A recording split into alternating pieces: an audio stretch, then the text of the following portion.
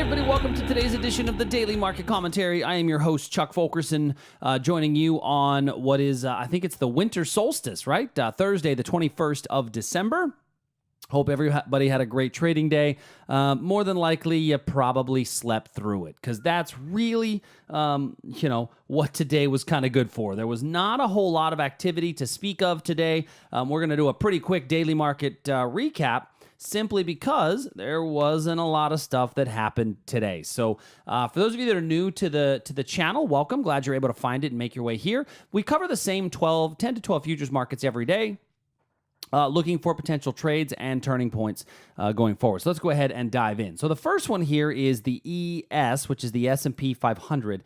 And today the S&P, we kind of chopped along a little bit. If you look at it on a smaller time period, you may have been able to catch one of these reversals, coming off this area down here. I did not. I will tell you, my level wasn't until this area down in here, and this is not the kind of day that I really want to be fighting. When we've got nice run up where we ran from 2681 to 2695, but this is not an environment that I'm going to be able to catch this. There's no strong reversal. There's also none of my breakout setups on there, so didn't really catch any of that play. If I were a less cautious man, I might consider using this area up in here for a potential short.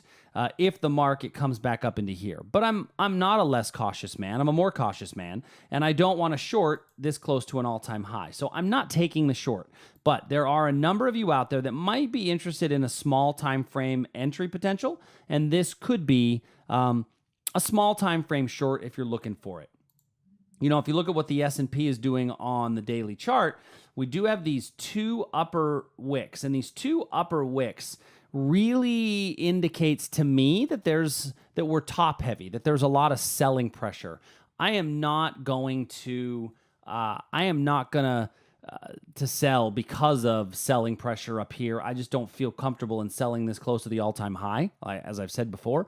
But just keep that in mind, that we are definitely putting in for a potential reversal pattern. If you're of the brave ilk, you could do candle-to-candle trading from this point, right? And if you did candle-to-candle trading off of yesterday's reversal candle, you wouldn't have gotten in the trade today, because on candle-to-candle trading, you're only getting in when we get below the prior day's low, and today we didn't get below the prior day's low. So theoretically, if you are of the ilk, you could short tomorrow if we get below today's low, with your stop being just above today's high. Just for the record, I'm not. All right.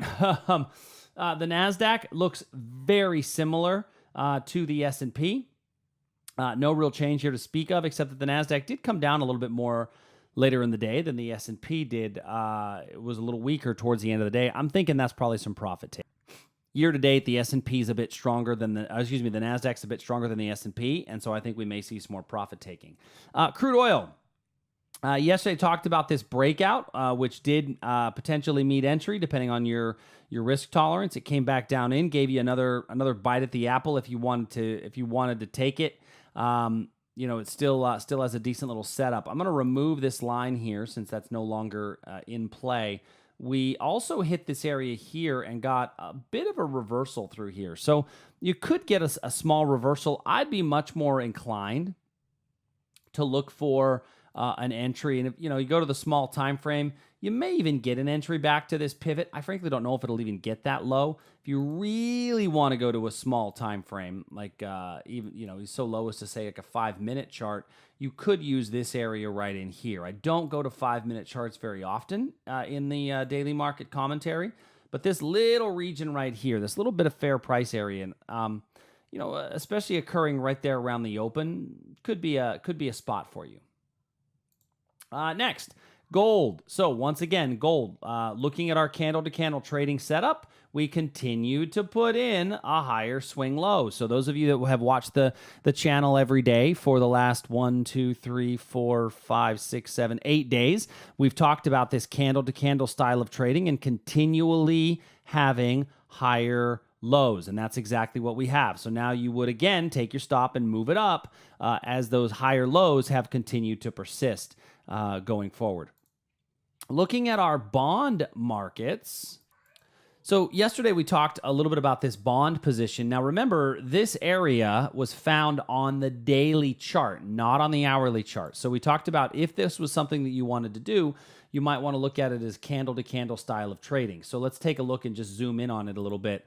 Once again, there's still no reason to be in this trade using the candle-to-candle style of trading because we don't have a higher high yet. We are now, though, getting into a position where this is a pretty good reversal candlestick. So keep an eye on this as a potential for, a candle-to-candle style of trading. When I look at this on an even bigger picture, the weekly chart, we've come to a weekly level of support where I wouldn't be surprised to see a little bit of a bounce out of here. So this area very well could still work out. But like I said, candle-to-candle style of trading. Now, if this area is violated before that reversal occurs, then I wouldn't be looking at this any longer. So we're getting close to there. But now with this small, you had these big expanded range candles, and those are going to increase your risk in the candle-to-candle style of trading. But with this, more narrow range candle, your risk is going to be a bit smaller. The Aussie, so we talked about the Aussie yesterday, and we said that we may get, a break out of this triangle pattern. We did indeed get a little bit of a break out of the triangle pattern. Those of you that do play those. Now, if you don't play those, then the break has now set us up for a potential reversal. And I think that if we get a retest back of this region in through here, that you may get a little bit of a reversal just based on that breakout. The euro still continuing to climb. This is one that I feel like every time I set up an area and a level, it just keeps missing my entry point, but we're just continuing to march up to a potential reversal point up above us. And then the Canadian dollar, we still have the breakdown below here. There could be, we caught this area there for a pretty nice little move back down. You could get a bit of a reversal in this region here, and then if I go to maybe even a smaller time frame, like the 15-minute chart, you might get a bit of a reversal based off of where price is, let's call it now. There could be a decent reversal here after we had this drop, a little bit of fair price, and then a strong move up, right at a good early time of the day where you see these kind of reversals occur. Last but not least, Great British Pound, still kind of in between, Japanese yen above our area. So both of these are still, just hovering around their areas. Look at what the British Pound has done. Really a whole lot of nothing, which is why we've kind of stayed away from it and not really done too much with it. So with that being said, I'm going to turn this thing off for today. I hope everybody had a great trading day. Thank you so much for joining us here on the Daily Market Commentary. And always remember to stay safe as best you can. Keep your stop losses in place and always trade the plan. Talk to you soon. See ya.